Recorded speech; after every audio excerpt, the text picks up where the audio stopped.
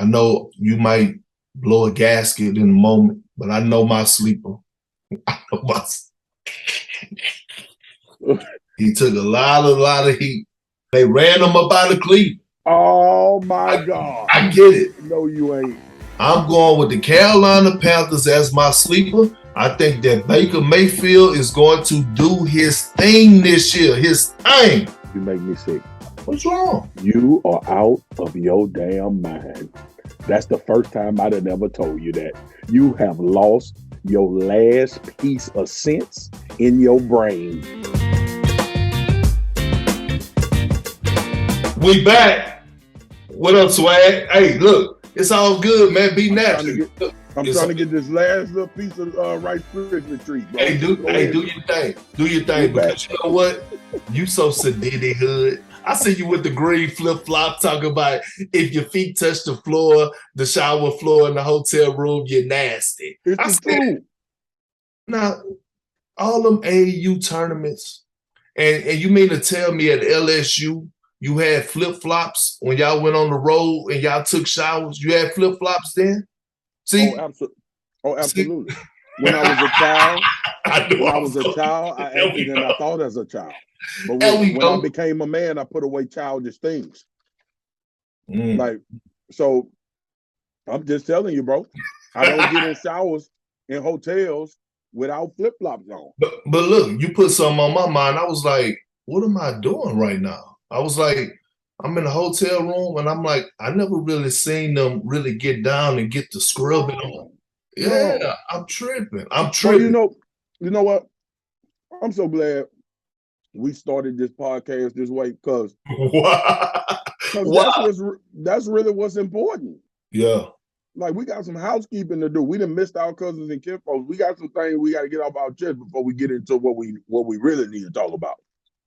But go ahead, man. Yeah, y'all put them flip-flops on in the shower. If you don't, you're nasty. You nasty. For sure. Hey, look, I miss you. I know we've been away. I've been seeing you all over the TV, beard lined up, you performing. I say, look at him. Boy, he's in rap form right now. Hey, but you've been shining like new money. You've been shining like new money. I swear. And look, football season is here. All right. I understand we might need to talk about one basketball topic because I've been missing you. And look, I heard you on First Take, okay? And I've been wanting to come at you about this. I want to give you an opportunity. You got more experience than me, but that's how I feel. You know I ain't changing my opinion. I know that, but you don't even know if I agree with you or not. See, you probably do. That's what I'm saying. So listen, here's the thing, right? This is what I want to ask you. The Lakers, okay? We got the Brooklyn Nets and we got the Lakers. Some type of way, they are still in the show for us in the media. Golden State Warriors won the championship, but here we are talking about the Nets all off season and the Lakers. Patrick Beverley, Russell Westbrook, can it work? Yeah. Will it work? If you was on the team, how would you approach the locker room as a leader? I need to hear all this insight. You know what I'm saying? How you feel about this situation? Man, listen, first and foremost, what's happening, cousins and kinfolk? On this Lakers situation, I think it's going to work. I think it's going to work, Perk. And you know, being in the dynamic that we've been in locker rooms, bro, I don't want fans to think that we all like each other. That's a lie. That's the falsest narrative about sports that's out there. We don't all like each other, but we know and we understand that we got a job to do. And see, this is usually the buffer in professional sports. I got to play well, and I got to play with you, and you got to play well because this is how we take care of our family. So ultimately, I'm putting my family above how I feel about you. Now, I don't know if Russ and Pat Bev work it out where they become cool and they get past whatever differences they got, but ultimately, they better be thinking about they paycheck, their families, and what they got to do to try to win a championship, and that should supersede anything that they got going on personally. Because if you can't, like you say all the time, that's childish. It's childish. It is. And look, because look, you thought I was gonna disagree with you, but I do agree with you, Swag. Because look, here's the thing, bro. This is what it comes down to. Okay, it comes down to this. at this point of their career, okay, the only thing that's on anybody's mind when you think about the Lakers, period, especially Russell Westbrook and Pat Beverley, is championship. That's it, bro. We're talking about grown ass men, yes, veterans in the league, and people are wondering, are they going to like each other? They have no choice. Okay, they have no choice. And I'm to the point where I trust Darvin Ham so much as a guy that played the game. Now I understand he haven't coached one NBA game yet. He's just getting off to his first head coach. A lot of coaching is understanding your players, man. He'll be fine. I understand that, but it goes back to I saw during the postseason, Bobby Portis was having, one of these rants on the sideline. You know who went over there and checked it? It was Darvin Ham. It wasn't Bud. So right there, it got my attention that he had the respect in that locker room, and he wasn't even the head coach. Right. Bron already signed off on him. He already talking about how he's going to put Russ in the best position to be successful. Now, let's get to Pat Bev and Russell Westbrook, okay? That's what I want to hear from you.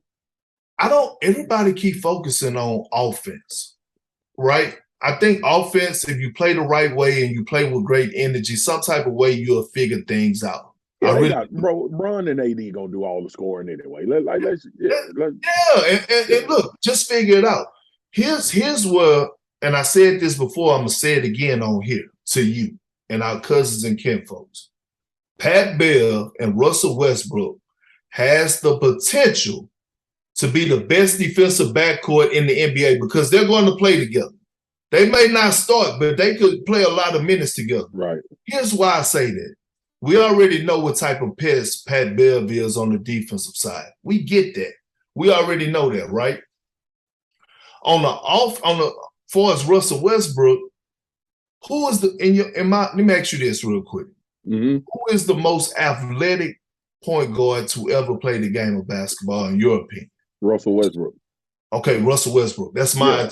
Some may say Derrick Rose. Okay, cool. You can make a case. D Rose was, but he got injured. Russell Westbrook still elite athletically right now. He's 40 years old. Go ahead. All right. So athleticism ain't just jumping up and down. It's not how high you could jump. It's not, that I'm just gonna snatch the screws out the rim. Athleticism comes to your vertical movement, lateral movement, things to that nature, right? All right, here's the thing. Russell Westbrook has never made an all-defensive team in his career. He's too athletic not to have. Thank you. That's you have the athleticism.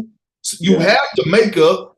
The only problem is that your mental is not in the right place. So if Russell Westbrook could go into this season saying, which Darvin Ham already called them out on it, basically, called them, saying that I want Russell Westbrook to be the best defender on the floor. If Russell Westbrook could be that, which he can because of his athleticism, his mind in the right place, then all of a sudden, Patrick Beverley and Russell Westbrook can coexist. The offense will figure out itself. Bro, listen. It's about I love when we get on this podcast and we talk about it because it goes so far beyond basketball. Russell Westbrook can learn a thing or two. Russell Westbrook can learn a thing or two. I'm in football mode. Russell Westbrook can learn a thing or two from Pat Bev on that end of the floor. Come on now.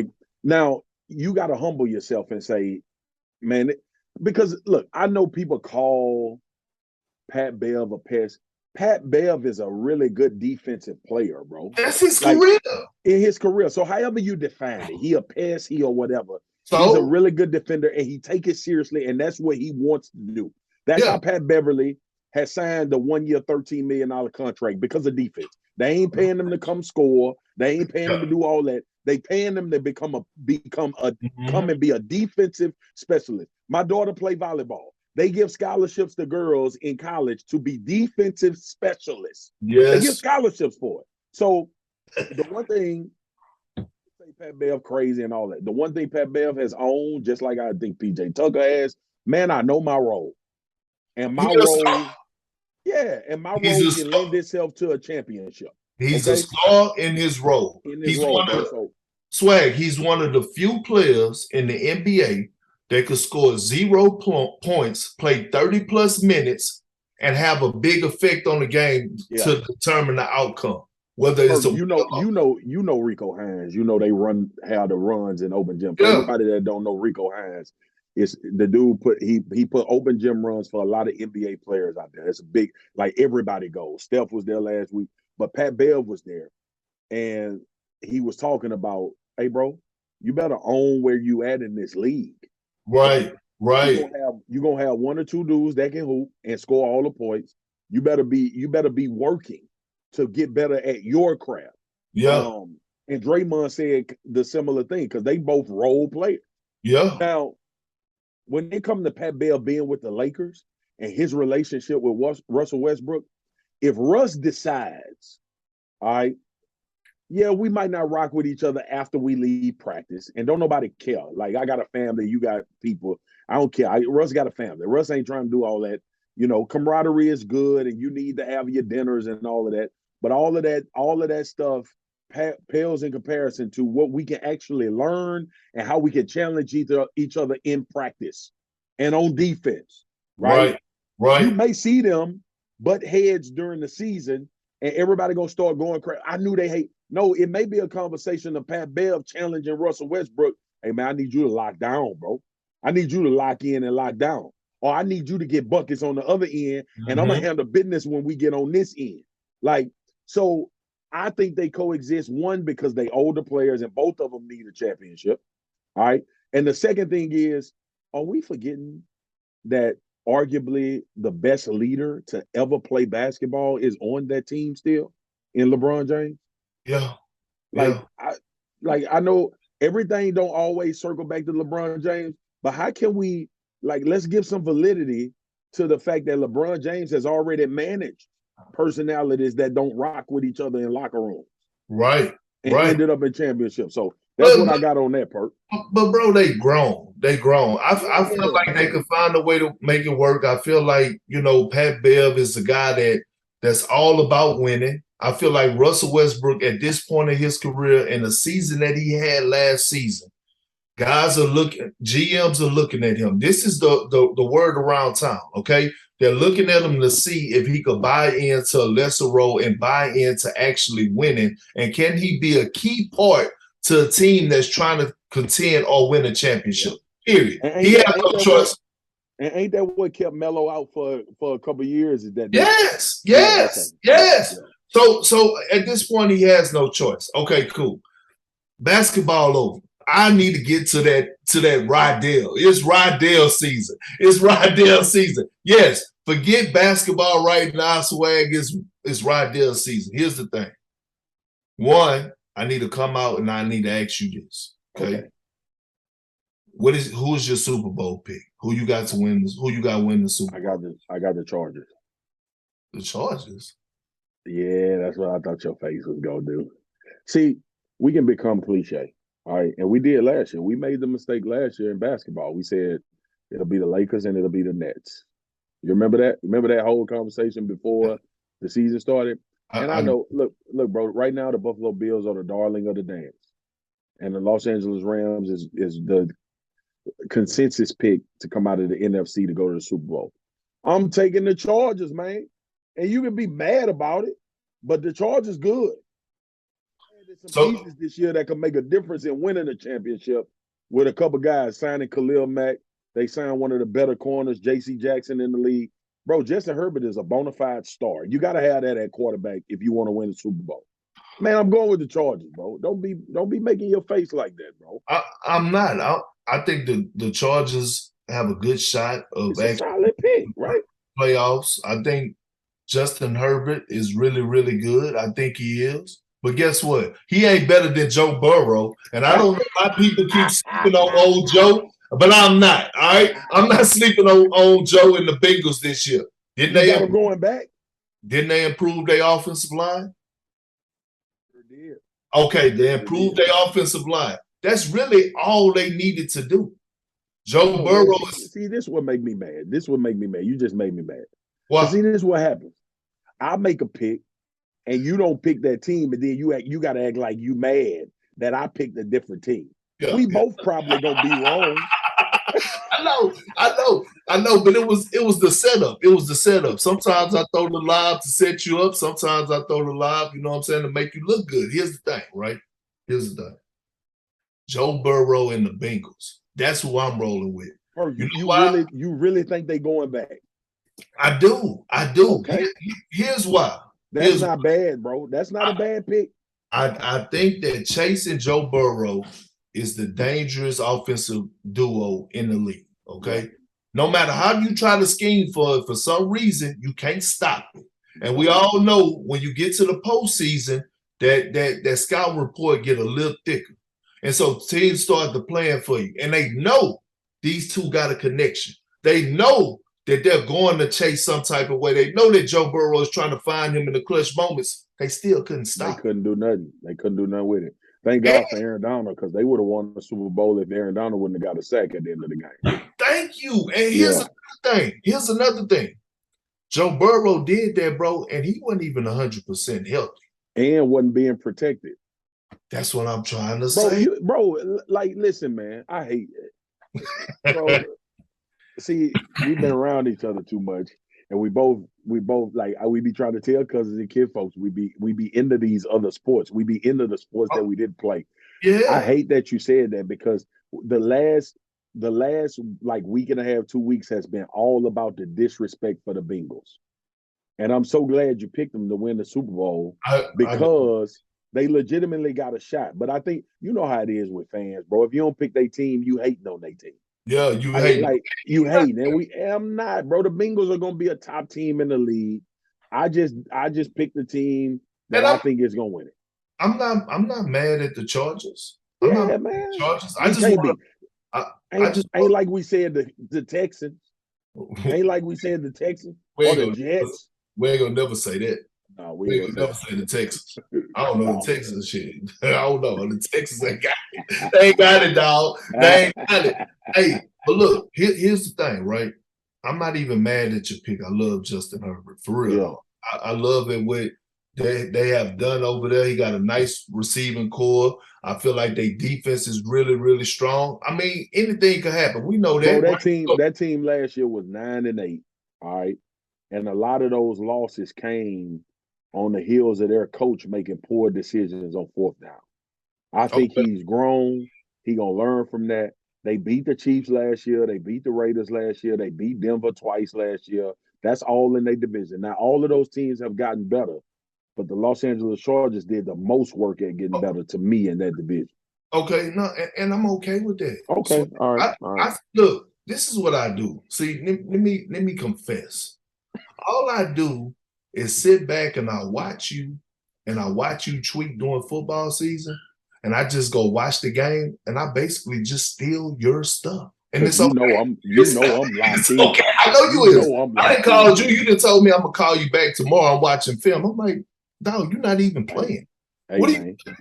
I know, bro. Let me tell you something. Today, this what happened today. I'm glad you brought that up. Today, so I messed up on some games that happened last year. The Bengals fans got mad at me today because yesterday I was on SportsCenter and I said that the Bengals played against the Ravens without Lamar Jackson, which they did. Lamar was playing. He was still injured, but he was playing. Right. And they obviously they look for us to mess up, like so they can start going crazy. But Perk, here's the beauty of Swagu and Perk. Talk to me. I said players mess up. I'm gonna mess up some more. I'm gonna forget things from 2020 and 2021. Next week, I might mess up again, but I'm gonna stand up and say, "Hey, I was wrong. I own that. That's But here's my point, though. Here's my point in saying that. What? My point in saying that is, that's when you know it's football season. That's when you know just like when you in the NBA season, when people start keeping receipts and they start coming at you about something, you know you in the middle of it. And I was so happy that they caught me on that because it's football season. If I would have said that in May or June, nobody would have even paid attention. Bro, but now everybody locked in. You in the trenches. I'm in there. So what? You in the trenches. So look, here's the next thing, right? We got our Super Bowl picks. You know, if you done made me kind of, think about the Chargers a little bit. Cool. All right, I'm with that. Here's the thing we get into next. Before we get to the sleeper team, I want to get to individual performances. I need to know who you got picked winning the MVP. Yeah, put them on. Put on them 9-5ers, boy. They fresh too. They fresh. I gotta focus. I gotta focus on this. I know you didn't pull out the circles. I sure did. Ooh. Okay. Oh, you showing out. You showing out. Yeah. You showing out. You showing out. I'm what the young folks say. I'm showing my ass. That's what I'm doing. Okay. So you want my MVP pick? That's what you just asked? Yeah, I need to know. The world need to know. Lamar Himothy Jackson. All right. I named him Himothy in the middle because he is him. Bro, Lamar finna go crazy. Listen, Lamar is not only already in line to make 200 plus million guaranteed, but they playing with his money, I believe. And he understands that if he goes and he gets a league MVP this year, that leverage that he already has, make no mistake about it. Lamar Jackson got a tremendous amount of leverage right now with the Baltimore Ravens. Yeah. If he said he was going to hold out, we'll be in a completely different place. The Ravens would be panicking. But being the dude that he is riding for his teammates more than dealing with the contract. He's putting himself at risk because of the dudes in the locker room, and he want to be there for them and ball out. I got Lamar Himothy Johnson III Jackson winning the league MVP this year. That's who I got, Perk. I ain't gonna spend a lot of time on it. I'm just telling you. Now, who you got? Man, I'm not even mad at the Lamar situation. You know what? I actually want him to win the MVP. I do. I want him to win the MVP. I want him to win. I do. But I'm staying with Cincinnati. I'm staying in Ohio, dog. You going to Burrow for that? Yes, Joe Bizzle. Joe Bizzle is winning the MVP this year. I'm telling you, I'm all the way in on them. I'm telling you, I'm bought in. I'm sold. This guy has proven us that he could do whatever you want. He has all the capabilities and everything that you want in a superstar caliber quarterback. That's true. He handles the pressure with it. He can make the 4-quarter drives, 2-minute drives, put his team in position to be successful, set up his teammates, control the pace of the game, speed up the tempo. Whatever you need him to do, he's going to do it. And get in your NFL bag. I'm trying to tell you, I've been waiting on this, man. I ain't lying. I've been waiting on it. Listen, I'm telling you right now, Joe Burrow, dog. Joe Burrow. Okay. And I'm saying this because what he had, the injury that he had, and the season that he had last season, that's not normal. It's not, bro. You're right about that. Not normal. So now we're about and he got hit a lot last year too. He got hit. They didn't improve the offensive line. So now he's coming back. He's 2 years. He's going to be on his second year removed from the surgery. Yep. We might not even see the knee brace no more. Now he's coming back. He's healthier. You know what I'm saying? Better line. We already know. We saw it was times last season where it was like, man, he still ran out the pocket, but he still didn't look 100%. You're right. You're right. You can tell he was laboring a little bit. Ain't no more of that. Ain't no more. Ain't no more of that. Now, and he want all the smoke. He do. That's what you gotta love about it. You know how I am about Joe Burrow. I know that. You know I'm a Joe Burrow fan. I have to remind you sometime. I have to remind you sometime about that dude, man. You know what, bro? When the last time y'all won a college championship? 2019, Joe Burrow led the way. That's what I'm saying, dog. I can't stand you, dog. I can't stand you.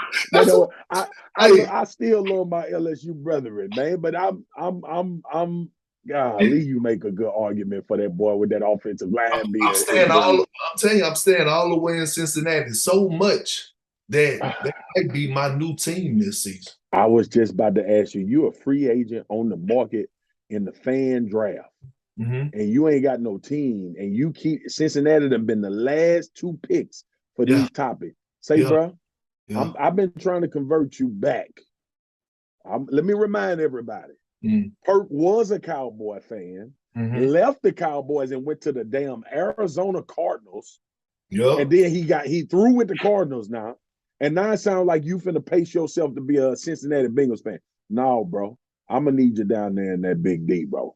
I need you to come back home.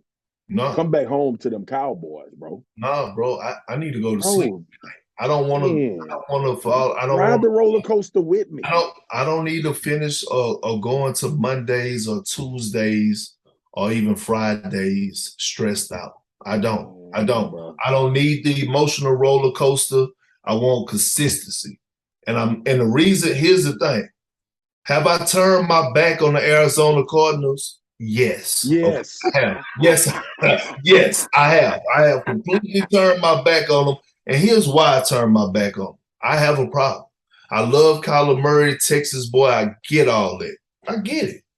But, bro, you can't – the stuff that went on with his contract and then all of a sudden that it's hard for me to become a fan. You know what I'm saying? I'm not in the locker room. I'm not in the locker room, but I can't stay on that wave. Now, if they come out, you know, and do their thing, I'm still not jumping back on the bandwagon. They can have it. So you got Cincinnati winning the bowl. You got Joe Burrow winning the MVP. Yeah. Are you saying today on the podcast, on the opening day of the NFL season, that you have entered the Cincinnati Bengals fan club? Yeah. Man, bro, that's so disappointing. I'm so disappointed. I'm so disappointed. Why? Because I'm supposed to be your brother, dog. I'm trying to get you to come. I want to go through this together. It's easier when you can go through things together.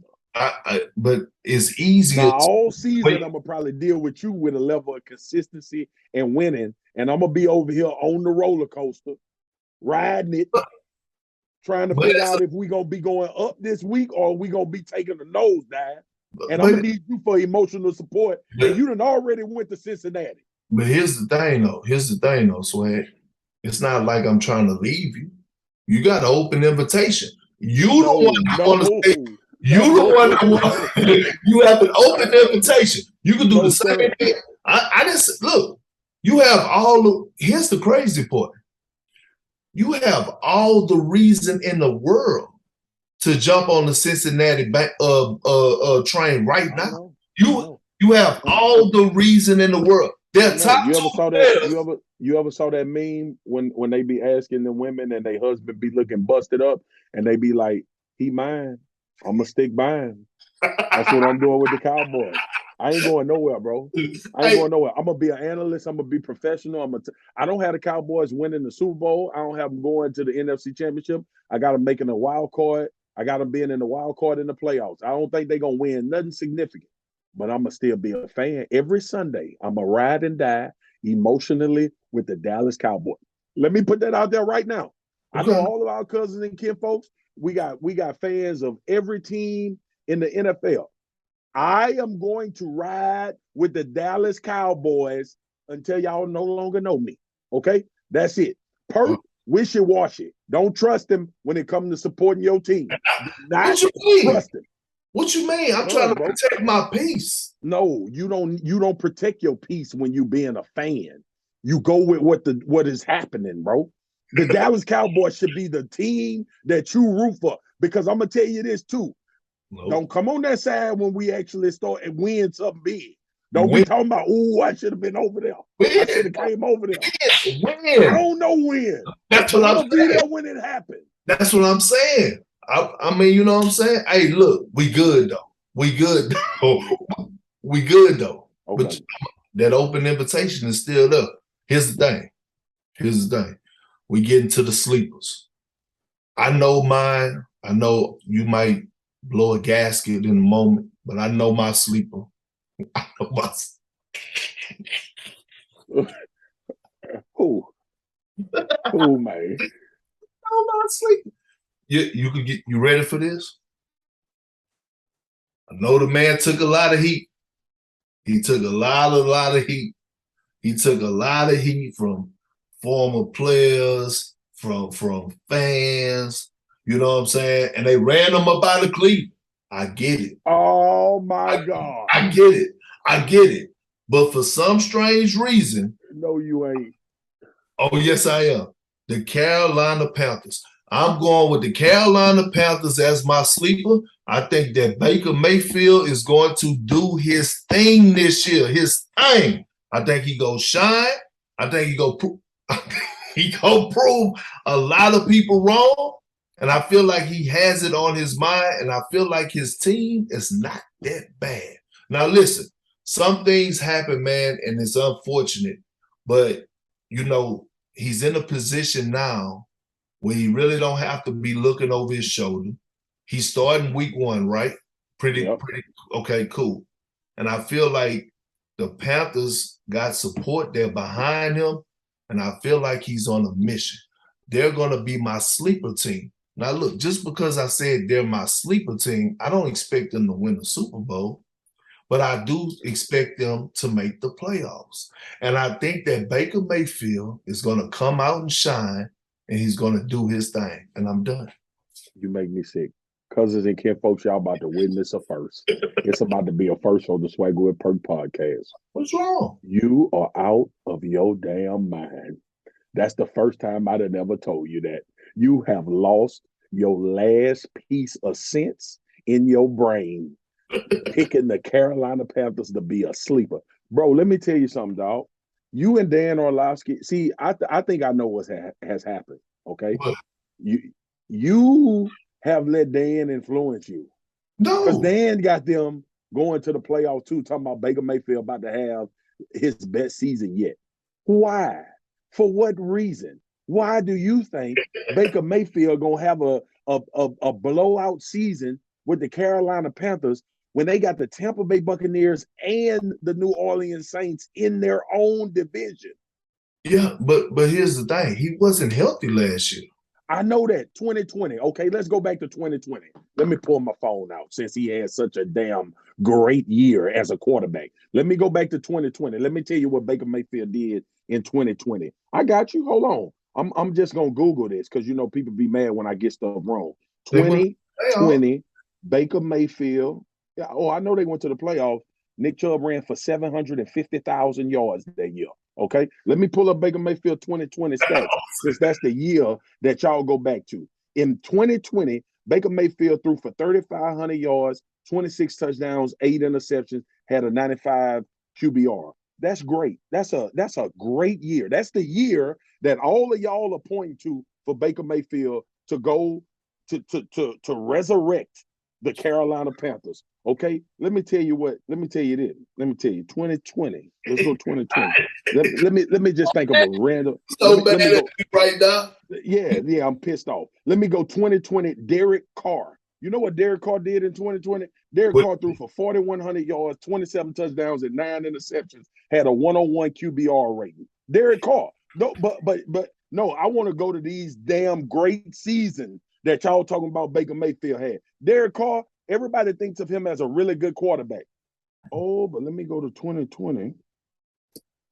Let me go to 2020 stats.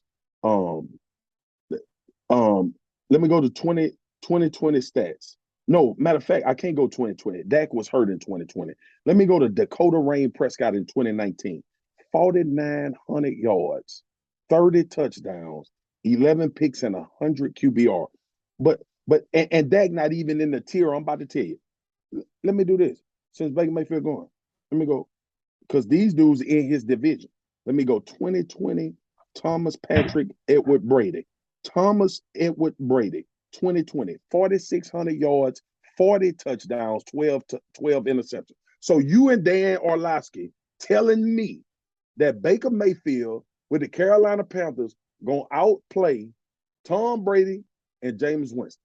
He ain't outplaying Jameis Winston. I'm telling you right now, he's not going to outplay him. He going to finish third in this division, and y'all got him going to the playoffs. Let me get off that soapbox. I got love for Baker. Okay. We got to stop acting like this 2020 season was some damn MVP campaign. I just said he was my sleeper, big bro. Okay, but you got me emotional.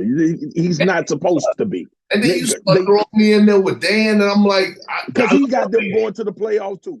First of all, we ain't gonna talk about Dan on Swagu and Perk. I get enough of him. I'm about to see him out. Here's the thing. Here's my sleeper, so we can get past it. New Orleans Saints.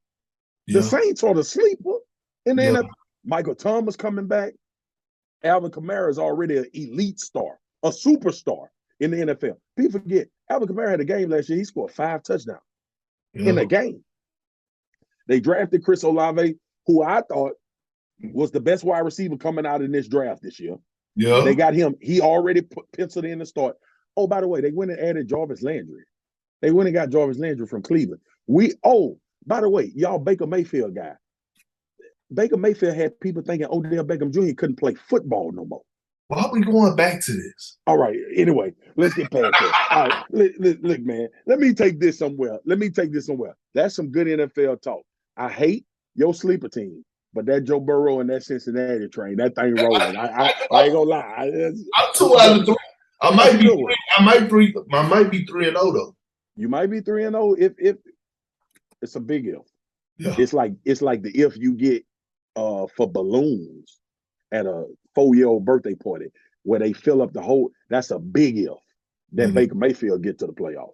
That is. Coming off it, bro. Let's get to like some. I want to talk about Tom Brady. All right, because I want to talk to you about. We know Tom Brady great. We know Tom Brady one of the best players in the league. The greatest quarterback ever to play. But Perk, Brady retired, came back, and then had to take an 11-day hiatus away from training camp. I'm not concerned about the football part, bro. What do you think is going on with Tom Brady mentally? Why he had to step away from the game? I think it's family stuff. It is family. Mo, it ain't no thing. It is family. Like at this point, what is Tom? Tom 45? Like, you know what I'm saying? Kids are getting older. Yep. Wife done been to enough games. But in his heart, he still want to be there. Yeah. Right. So he got half his heart is cut in half. It's like, man, the family want me here. Man, this feeling at home feel great. But I'm still looking over here like, man, I got something else to go. I still got love here. That's a problem. I think that's what Tom dealing with, and it's okay. You know what? That's a good problem to have. You know what's crazy? Most people have bad problems, real, like they have horrible problems. Tom Terrific have good problems. Even his bad problems are good problems. Yeah. I just don't know on the family piece, bro. Like, it's something going on with his family. I am comfortable enough saying it. I hate speculating on dudes' families, but it's something going on with that. Because for him to retire and then decide to unretire, and then he had to step away in the middle of training camp. We all know Tom is the ultimate preparer. We know he want to be there and involved. But dog, when you say I can't, right? Like, bro, if your marriage is in question because you coming back and play football, or if you neglect it, because let's be honest, Perk, when we professional athletes, we neglect our families.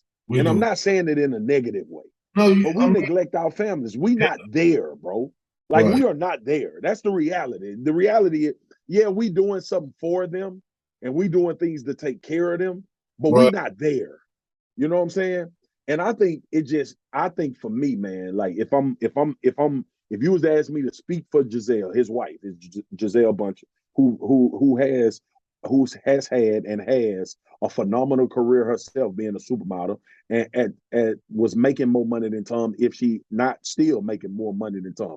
So it ain't financial. You got to think about this for a second, Perk. Your wife. So we don't need the money. That's the number one conversation, right? We don't need the money. So the second conversation is, we got kids in high school. Like, you've been doing this for 23 years. Yeah. You've accomplished everything. Bro, if Tom Brady win 8 Super Bowls, we not going to throw a parade for that. We're going to just say, oh, he got more than the person that had the most. Guess who the person that had the most is? Him. Yeah, it is him. So we not going, like, it's 8 Super Bowls to 7 is not going to change. We already think you to go. Right. We already think you the great. So I'm putting myself in his wife's position, and I'm saying, like, bro, now this becomes about you choosing football before us. And I think that's what's going on. Mm. I think the conversation shifts, right? I believe she supported him up until a certain point, and now it's like, dog, you said you was done. And it should shift because he's 7 years removed from being considered a senior citizen. Bro. So it's like, and that's a joke, but seriously though, it's like, man, listen. It's like, to this point, it's like, you didn't accomplish everything. And I get it, man. It's so hard to walk away. Bro. Yeah, you're right. It's hard. It's hard as hell. But the good thing about it is that he have the option to walk away. Yeah. Some of us was forced into retirement. Absolutely. You know what I'm saying? Absolutely. You actually have the option to walk away at 45 years old and be considered the GOAT. The greatest of all time. And all the accomplishments you could possibly accomplish. Thank you. That is, see, that's why I'm like, man, I'm putting myself in Giselle's. I'm like, bro, what are you doing? Like, because for me, I'm speaking on another man's wife, but I'm being hypothetical because that's kind of how I would think the conversation would go. But for me, bro, like, this is me talking about Tom Brady. Bro, at this point, it's your ego, bro. It is your ego. Like, at this point, you playing because of your ego. You're not playing because you want to see if you could throw for more yards or throw more touchdowns or prove that you can still. We know you can still play. You know you can still play. And that's been the reason people been giving about why he coming back. He can still play. He threw for 5,300 yards. Bro, Tom Brady going to have another good season. Yeah. Like, we all know that. So whatever this pursuit is now is about you, and it's selfish. It's how people around you is going to look at it. Yeah. Like, that's the reality of it, bro. So I just, man, look, I ain't in the business of telling a man what to do. I'm just talking about how it look. Like, how it looks now. It looked like it looked like it's ego, bro. Like, it looked like that for sure. And I think tough. I do think this. I don't know if he's already said it, but I'm willing to bet everything that I got that this is going to be his last year. Yeah, bro, it gotta be, bro. Yeah, it gotta be. Like, I'm just saying, and we gonna miss you, but you have not disappointed us. So you have given us everything. Yeah, man. Now giving us everything. Go give it to you. Tom Brady is he's the type of story in sports that is 1 in a billion times chance. Yes. Like, nobody expected it. You wasn't highly recruited. You wasn't highly drafted. You willed your way to being the greatest of all time. Like, when we point to prime Deion Sanders, Deion had athleticism like very few humans. When we point at any other GOAT in any other sport, they came out of high school as an All-American. We knew they were going to be good when they was 13, 14 years old. Tom Brady was nothing to write home about, even at the University of Michigan. Like, he's a story that like, bro, I changed my body. I worked my tail off. I leaned into what I actually could do good. And then I evolved in this. I still say, though, Perk, you coming back to play football at 45 after you've thrown for 5,300 yards and 40 touchdowns, if you coming back to win a Super Bowl and you got 7 and your family wants you home, your wife wants you home, you need to check your ego, fam. Real talk. I'm with you on that. You know what I'm saying? That because at this point, that's what you're doing. And then too, not to mention how, like, bro, this game is unforgiving now. You could get injured bad. We don't like to think that way. And I don't think you talking about an injury that's going to debilitate it, but it has happened. It has happened. And you, again, we just talked about it. You get to retire on your own terms. Like, you get to go out in great fashion right now. Yeah, man. Yeah, man. You didn't done it. Here's the thing. So since we stand on GOATs, I need you to take us home. All right. Oh, yeah. I need you to take us home. And we got to talk about Serena. You know what I'm saying? We got to talk about Serena Williams. We got to talk about, how she blessed us with her GOAT presence. You know what I mean? Man. Her whole story. We all know her whole story. I need you to take us home about what she has meant to the whole sports world, not just tennis, but the encouragement for the female athletes and things like that, the inspiration. I need you to take us home. Take us home. First and foremost, let me jump this off with this. Serena Williams is a top 5 athlete of all time. Yes. I ain't say female athlete. Top 5 athlete of all time. Absolutely. He's clearly the GOAT of women's tennis. Yeah. Clearly. It's like not even, you can make arguments about other people, but you're just doing that because you want to argue. She's the GOAT of women's tennis. And you can make an argument she's the GOAT of tennis. But seeing her play in this U.S. Open for me, and yeah, I was rooting for her and wanting her to win the U.S. Open. But for me, bro, I realized the impact that Serena Williams has had on people and, more importantly, Black girls, bro. Like, they show her journey from 17 to where she played in this U.S. Open at 40. And by the way, in that U.S. Open, she beat the number 2 player in the world at 40 years old. First of all, when you playing tennis, ain't nobody out there. Ain't nobody. Like, Jordan had teammates. LeBron had teammates. Wayne Gretzky had teammates. Tom Brady had teammates. A lot of their success was predicated on other people. Serena won all this by her damn self. Individual greatness. Individual greatness, right? A sport, and let me chime in. A sport where your career is based on you winning championships. See, and I'm telling people, like, that's the difference between like basketball, football, baseball. Like, a guy could be individually, a player could be individually good, and that's the conversation that we have about Braun. Like, oh, his record in the finals ain't this. Well, guess what? He did what he was supposed to do. He just didn't have the team. Yeah. But now when you talk about Serena, it ain't about no team. It's about what she did, and what she got accomplished because she had to win in order to be what she had today. No doubt. And, bro, I even separated from golf because tennis is such a taxing sport on your body. And Serena was out there at 40 competing with 23-year-olds. Yes. And look, you know what's crazy? What's our guy name that just beat Nadal? Tiafoe. Man, listen. So I watched his match the other day. The match was 3 hours and 36 minutes. Bro, do you see the sweat and the like how they look after it's over? I said, hold on. I just watched this match for 3 hours and 36 minutes. It didn't even feel real. That's a good way for me and you to lose weight. It's just our knees will break down before we got one set. It will just break down. Mine already. But anyway, man, let me get back. Like, Serena Williams, man. First of all, thank you, Serena. Like, shout out to you from the Swagu and Perk Podcast. Absolutely. We appreciate you. Like, we appreciate you for the level of greatness and the longevity of greatness. But more importantly, seeing, and I say Black girls because that was something that wasn't open to them. And nobody ever thought that a Black woman would ascend to what it was in tennis. Tennis, first of all, is a very expensive sport to play. And we know that our communities a lot of the times are in poverty.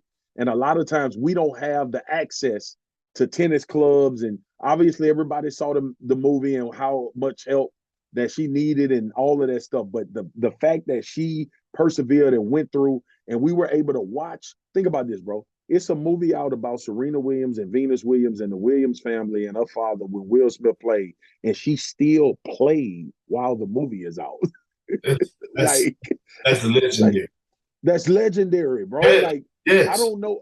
Have we had any GOATs with movies out about their journey that still was playing? Like, Jordan had Space Jam, but that wasn't about Jordan. That wasn't about Jordan. Like, the Last Dance was about Jordan. Exactly, man. So, man, it's just her accomplishments. I'm in awe of her. She's a great businessman. She's a mother now.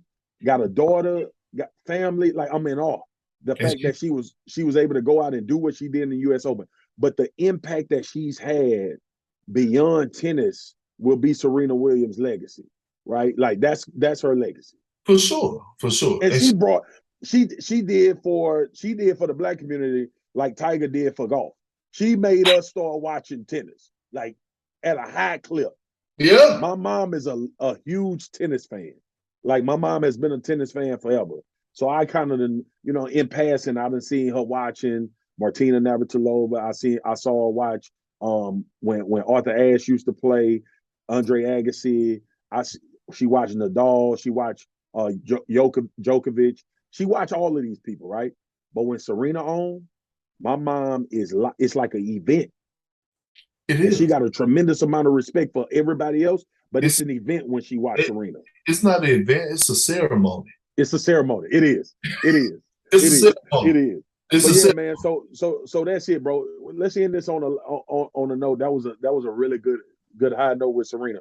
Man, I need you to tell people in our old age what be happening to us.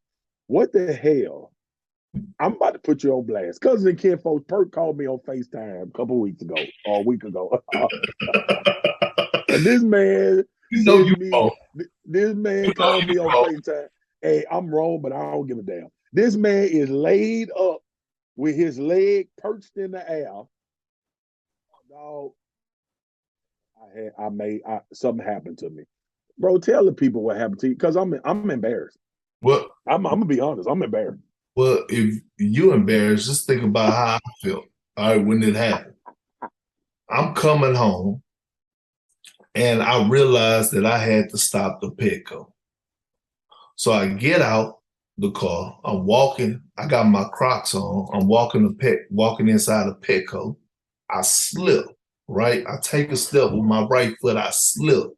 So I'm trying to catch myself from falling. I'm like, oh, I hear my knee buckle. Boom. Right? So now I'm like, so I hit the ground, boom, right in front of the front door. I see my knee start to swell up, right? So I'm in front of Petco, knee swole up. Immediately swelling. Yes, I'm scared to get up. I'm scared to get up, real life. I'm scared to get up because I don't know if I get up, I don't know if it might snap. I don't know what's going on, right? So I'm sitting there and I'm like, So good man. By yourself? I was by myself. So a man walked by. He like, man, are you okay? I'm like, nah. I'm like, nah. So he's like, so what you want? You need any help? I'm like, nah, man, call the paramedics, right? So he called the paramedics. I called my wife. I'm like, look, man, I'm in front of Petco. I just slipped and I hurt my knee. So she fly up there, right? She fly up there. She's speeding and stuff. She like, she get there. Paramedics already got me, right? Paramedics get there, they like, oh, come on. So the dude like, here, you need some help? I'm like, look, you ain't about to help me up by extending a hand. We need to figure this out. You know what I'm saying? Two of y'all get to the back of the arm, and we gonna get up together. So to get me up, they get me on the stretcher, you know what I'm saying? Put me in the paramedics, right? My wife had to get put on the stretcher. Yeah. You couldn't even get in the wheelchair. No, you just embarrassing us on this podcast. Yeah. I get in the paramedics and they drive me to the hospital because I need to go. Did you get strapped down? You were strapped down on the bed? I was strapped down. And so I was strapped down. So here's the thing. I had to make sure it wasn't no structural damage. You know what I'm saying? It wasn't no structural damage. So I get there, they take x-rays. No structural damage. My knees. Thank God for that. I got my MRI coming up on Tuesday. You know what I'm saying? I got to go figure out what's going on. But you know what my wife tell me?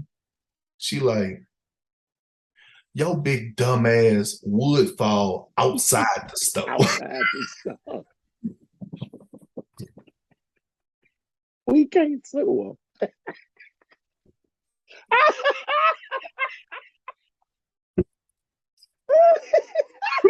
I had to think about it. I said, damn. I can't sue nobody. Bro, I would fall outside the stove. You know what I'm saying? You needed a life alert.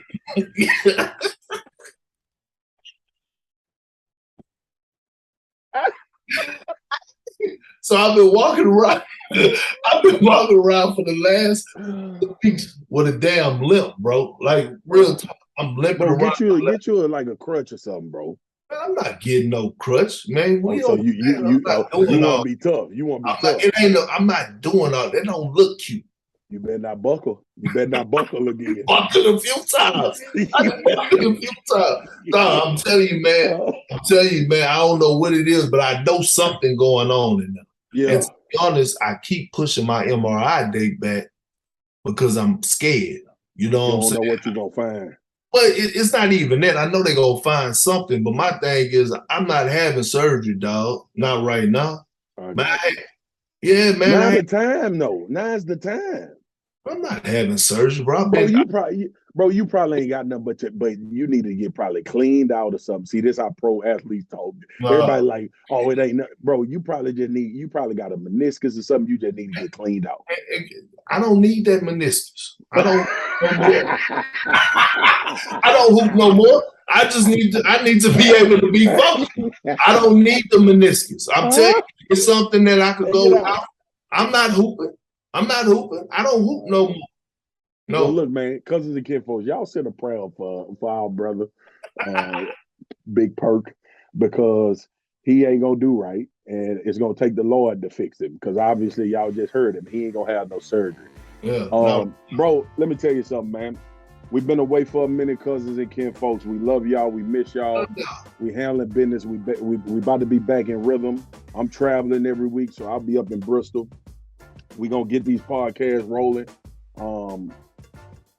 We love y'all, man. That's it. Appreciate y'all rocking with us. Still asking for it, even though it ain't been there. Big bro, I love you, man. Love you, man. My brother. I'm gonna text you. I'm gonna text you. You gonna get that knee checked out, and if you gotta get it cleaned up, you gonna get it cleaned up. I go get it checked out. I gotta have you fully functional, dog. We got big stuff coming up in 2022 and 2023. All this okay. I don't need my legs. Peace out, cousins and kinfolks. This has been Swagu and Perk. Much love to y'all.